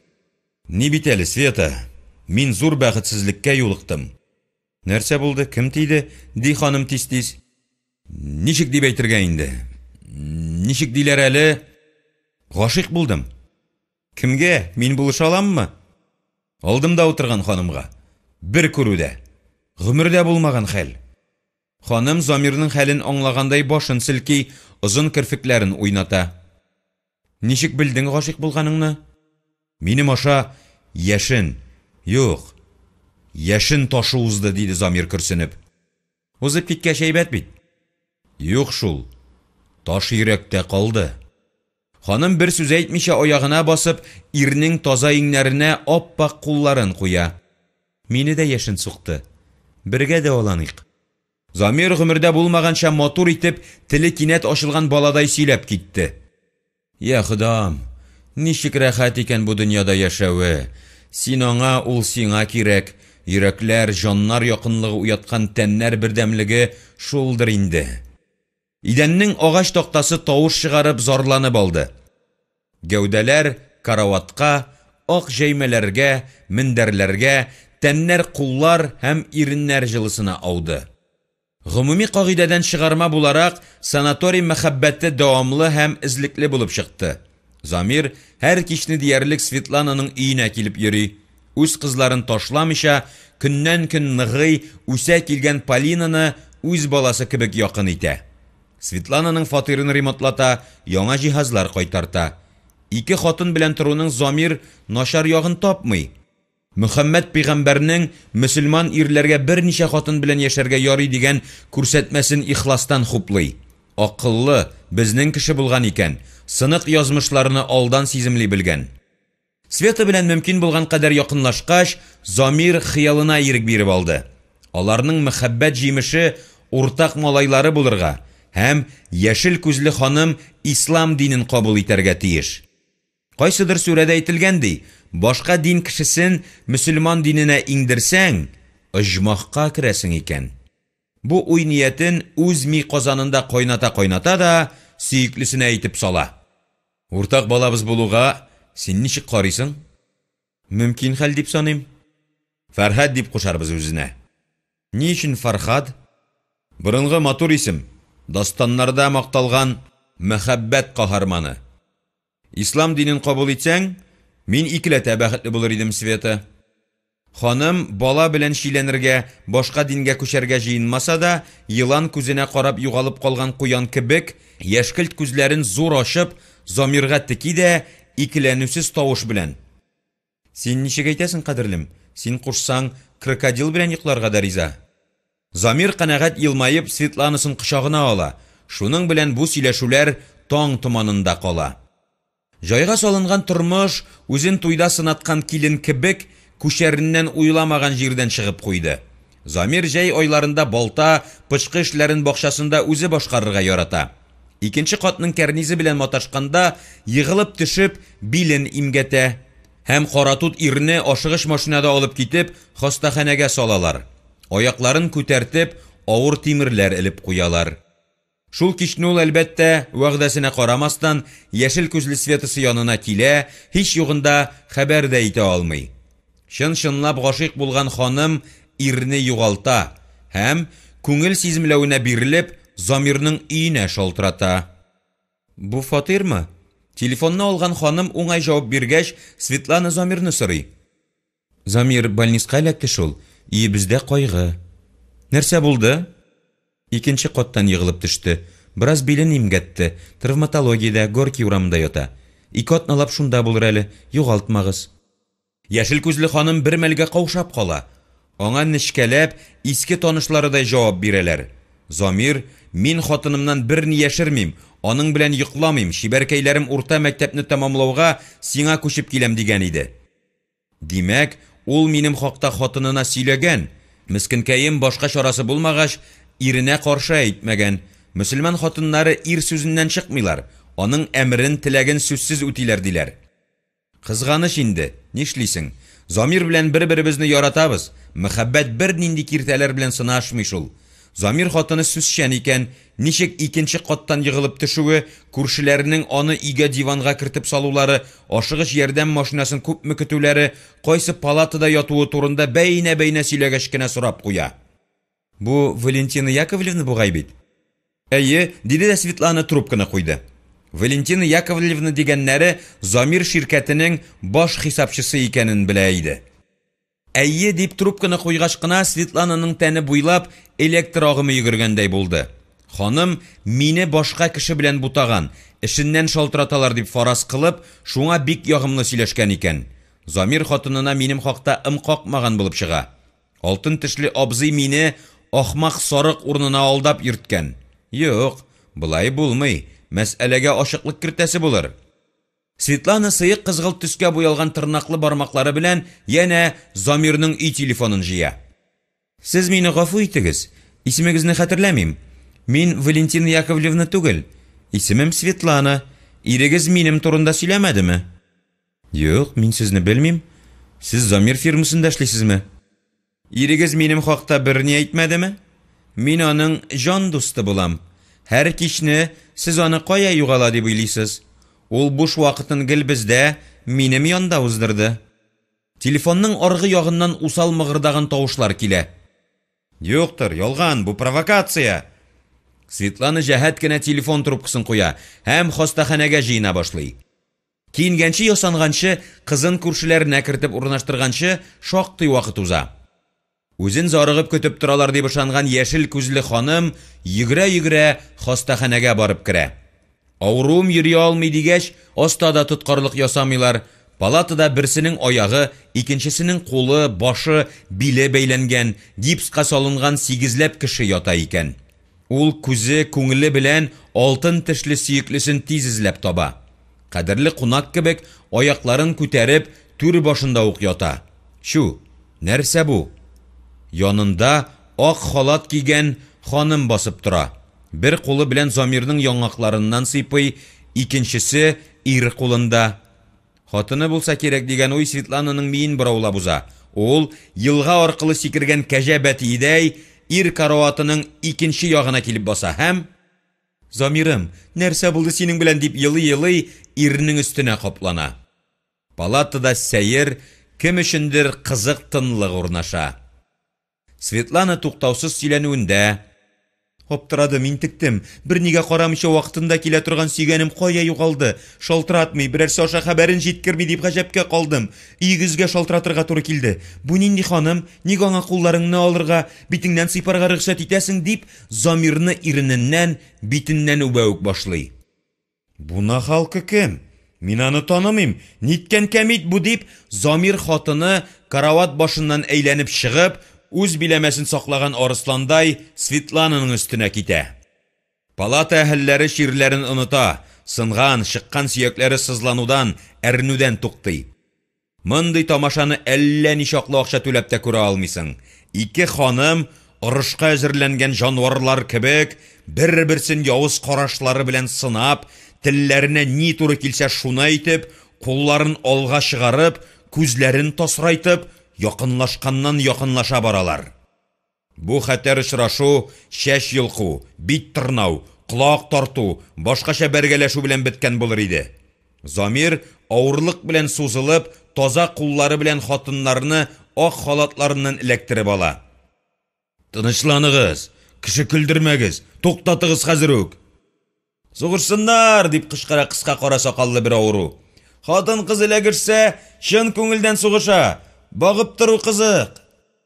Кара сакалның сүзләре хатыннарны айнытып җибәрә. Алар бер-берсенә карамыйча, саубуллашмыйча, чыгып ук китәләр. Замир хатыны Гөлзирә барысында түкми-чәчми, бәйнә-бәйнә күз яшьләрен кызганмыйча, кызларына сөйләп бирә. Мин кызларым, моннан соң ничек инде атагыз белән тора алыйм ди. Әдәм мәсхәрәсе, разводка бирәм. Ирең кем, дошманың шул диләр хак икән. Кыз балалар яшь вакытта ана ягында була, аны яклый, аклый. Ничек инде шундый чибәр, акыллы, ягымлы әниләрен алыштырган ир белән яшәргә мөмкин. Әтиләре сөяркә тоткан икән. Гөлзирәнең инде 10-га күчкән улы кызы кискен рәвештә: "Айрыл әнием, шәүләп яшәрбез" ди. Кеше бала гадәттә шаярак, зирәгрәк була. Әти алып кайтып тормаса, ни яшарбыз? Нинди акчага торырбыз ди ул, нәкъ әтисенеке төсле өлгергән шомырттай кара күзләрен ялтыратып. Алимент алырбыз. Бик кыен булса, толымнарыбызны сатарбыз. Чәч сатып алам дигән хәбәрләр адым сайын эленеп тора ди олысы, күбрәк әнисенә охшаганы. Синең чәчең азак яшәрсең ди кешесе үчекләп, авызын турсайтып. Берәр ай ачлы-туклы торырсың. Аннан соң нәрсә? 1 елдан укырга керәсең бар. Кем шөгыльләнер синең белән? Кем түләр укуың өчен? Сарык баш. Кеше кызының аяк акылы ананы тормышка кайтарып, бер кадәр айнытып җибәрә бугай. Җитмәсә рәтле башлы һөнәрем дә юк бит әле. Атагыз балаларыңны кара дип эшкә кертмәде. Хәзер менә ярык тагарак янында утырып калдым. Кеше кызы янә сүзгә катыша. Әти безне ташлап китәм дип әйтмәгәндер бит. Юк, әйтмәде. Шулай булгач, ник баш ватып утырабыз? Терилсен әле. Үзе кайткач барысы ачыкланыр дип, олыларча нәтиҗә ясап, икенче бүлмәгә дәрес әзерләргә кирип китә кыз. Янәсе, юк бар белән баш катырып утырырга аның вакыты юк. Ике атнадан алтын тешләрен ялтыратып, аталары терелеп кайтып төшә. Берни булмагандай кызларын кыша, баганадай катып басып торган хатынын кычаклап, битләреннән үбә. Хәл-әхвәлләрен сораштыра, бүлмә буенча йөренә башлый. Больницлары туйдырды. Анда эләкмә икән. Гөлзирә өен сагынып кайткан иренең кәефен бузарга кыймый. Ник килмәдең Гөлзирә? Ашарга китергәләсәң, бер дә эшне тишмәс иде дир, берни булмагандай ваемсыз тавыш белән. Китерүшең бар иш, җирән чәчлең ташыгандыр. Замир сүзне шулык рухта дәвам иттерә. Ул сиңа ышанып яткан. Абзагыз аштан туякларын ташласа, нишләр идегез дип, алтын тешләрен йылтыратып кычкырып көлеп куя. Кызлар, теге бүлмәгә марш. Әниегезгә сүз бар. Улы кызы чыгышка, әнием, бирешмә, силәгәеңне агызма дисә, кешесе. Әни, берәр ахмаклык эшләп ташлама дип өстәүне кирәк таба. Замир үзен гаеплерәк тоеп, күзләрен читкәрәк алып, учларын бер-берсенә ышкып, дулкынлануын бастырып алгандай була да: Гөлзирә, син барысын да беләсең. Сине дә яратам, аны да. Сине ташламыйм, кызларны аякка бастырасы бар, Светаны да ташлый алмыйм. Кызын үземнекеләре төсле якын итәм. Ханым янә тузынган була. Йөз хурлыгына ничек түзәрсең? Кешедән оят, күңелдә әрнүле газап, балык башыннан чери дигәннәре дөрес икән. Әле генә минем белән яшисең килмәсә, ашкычларны калдыр да чыгып кит дип гайрәтләнгән ханым, мин үз фатирымнан бер кайда китәргә җыенмыйм дигән җавап алгач, тәмам югалып кала. Сыңалайса мине айырып җибәр, квартира сатып алып бир, мин шунда күчеп китәрмен. Замир катлаулы табышмак шишкәндәгедәй бик озак уйланып торганда итә. Бу алымны ул Сәйит абысыннан отып калган иде. Минем талак ясарлык артык хатыным юк. Кызларны анасыз калдыра алмыйм. Ничек инде ул анасыз? Алар минем белән калыр. Син бит кызларны ашатып, киендереп тота алмыйсың. Җитди итеп өсти. Әйткәннәрем сүз өчен кибәк кенә. Таныш белешләреңне, кода-кодашаларыңны күз алдына китереп кара. Кемнәр күбрәк аерылыша? Майына чыдый алмаган хәлле кешеләр. Бигрәк тә хөкүмәт калашыннан сындырып алырга мөмкинлеге булганнар. Җир асты байлыгын кулында бейткәннәр. Хатыннарын ташлап, яшьләргә өйләнәләр. Чөнки аның чыгып китәргә, яңа коттедж салырга мөмкинлеге бар. Аерылышу аның өчен мәшәкать кенә. Хуҗа бармак янамасмы? Җәмәгатьчелек фикере белән санашу бетте. Мин әлегә, үзең беләсең, андый ук бай түгел. Тапкан малым хөкүмәтнеке түгел, үземнеке. Так что шыпырт кына утыр түр башымда. Гафу ит. Һич теләмәгән идем. Шулай килеп чыкты. Курортка барасы булмаган. Миннән тормады диярлек. Үзенең шарасызлыгын, гаҗизлеген аңлаган ханым нәфрәтен, ашу ялкынын ирен аздырган, биздергән, гаиләне таркатучы ханым тарафларына юнәлтә. Ул Светлананы әрләп, тиргәп аргач, шып итеп барып кәнәфигә утыра. Хәзер ничек бергә яшибез ди инде? Элек ничек яшәгән булсак, барысы шулай калыр. Син кичләрен һаман аның янына чабарсыңмы? Ир уйланып торганда әйтә. Син барысын белгәч, графикны үзгәртергә туры килер. Ятсыз, мин аңардан баш тартам, ташлыйм ул сирәлчегемне дисен иде. Сүз өчен булса да. Ир тагында тынычрак итеп, аны ташласам, башкасы табылыр. Дөнья шулай бара инде. Миннән генә калмаган. Ичмасам рәтле башта һөнәрем юк. Сиңа ышанып укуымны дәвам итмәдем. Балаларыңны үстер. Азып-тузып йөрмәсеннәр. Иреңне тәрбиялә. Уртак ирнеме?